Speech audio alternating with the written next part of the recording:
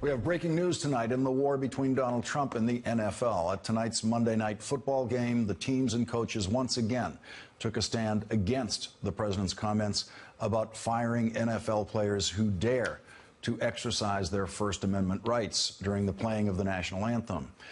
And this war of presidential words versus protest symbolism is happening at a time when it may be that we have never been closer to nuclear war. North Korea says they believe we have declared war on them. They think the President of the United States has declared war on them.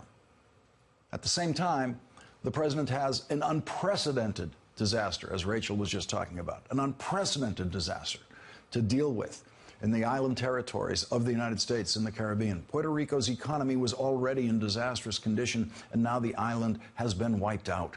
Puerto Rico and the U.S. Virgin Islands have always had the guarantee that if anything like this happens, they have an advantage that other Caribbean islands don't. They have the full support of the United States of America. They've always believed that they could count on the commander-in-chief commanding the resources and aid that the islands need. Until now. This weekend, the president's attention was not devoted to the deadly disaster that hit the American citizens on our Caribbean islands. He was too busy talking about football, talking about knees and flags. Wouldn't you love to see one of these NFL owners, when somebody disrespects our flag, to say, get that son of a bitch off the field right now, out, he's fired. He's fired! When people like yourselves turn on television and you see those people taking the knee when they're playing our great national anthem. The president is also very, very angry about the NFL's lack of respect for the beauty of the violence of the game. You know, today, if you hit too hard, right? They hit too hard, 15 yards, throw him out of the game. They had that last week. I watched for a couple of minutes, and two guys just really beautiful tackle. Boom, 15 yards. The referee gets on television. His wife is sitting at home. She's so proud of him. They're ruining the game, right? The president was not content to say that the referee is ruining the game by enforcing the NFL rules. He had to extend that attack on NFL referees to say that the referees are doing that to impress their wives. He felt the need to squeeze in that bit of misogyny, that bit of blame the woman somehow for what happens on an NFL field. The president spoke of the lost glory of the violence of the NFL the day after it was revealed that former Patriots tight end, 27-year-old Aaron Hernandez, had the kind of brain damage that had previously only been seen in NFL players in their 60s. The New York Times reported, quote, the brain damage was so severe that scientists all but gasped. Here's a picture of Aaron Hernandez in the courtroom where he was found guilty of murder. We don't have a picture of Aaron Hernandez in the prison cell where he killed himself, but we do know that on his Sundays in prison in Walpole, Massachusetts, he could hear the roar of the crowd at the Patriots games in nearby Foxborough.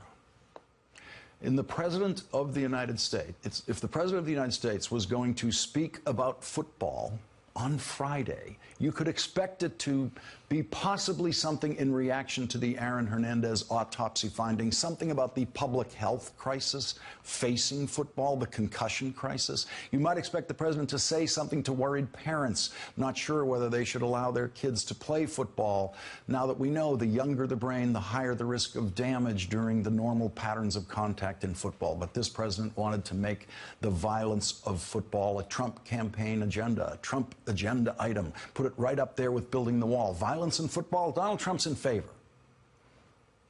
There is beauty in football. Most of it is in the halftime show, but there is genuine athletic beauty in pass plays, especially the long pass plays. We have some of them recorded in our brains for the rest of our lives. Some of them are miraculously beautiful. Doug Flutie's name will live forever in football on the basis of exactly one pass play, because it was so dramatic with 1 second left on the clock and so very beautiful.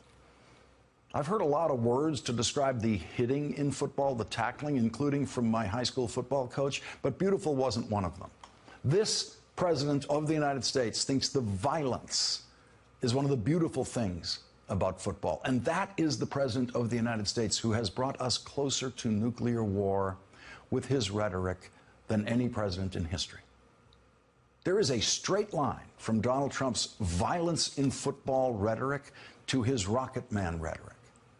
The president may have said those things because he knew that reporting by Politico was about to reveal that his son-in-law, Jared Kushner, did something that Trump voters were taught to believe you should be locked up for.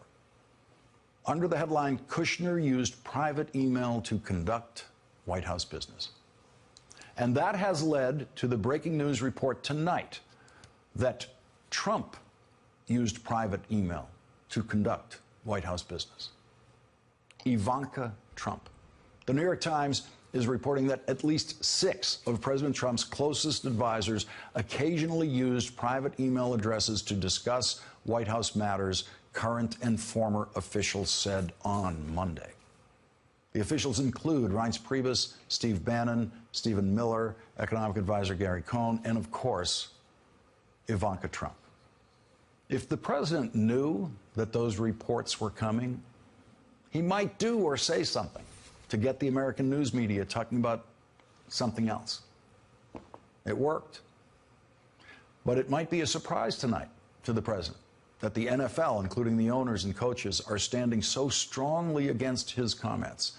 Tonight, the Dallas Cowboys and owner Jerry Jones linked arms and knelt before the national anthem in what they say was a statement of equality and unity. The Cowboys, who are playing the Arizona Cardinals in Arizona, were booed by the crowd. Hey there, I'm Chris Hayes from MSNBC. Thanks for watching MSNBC on YouTube. If you want to keep up to date with the videos we're putting out, you can click subscribe just below me or click over on this list to see lots of other great videos.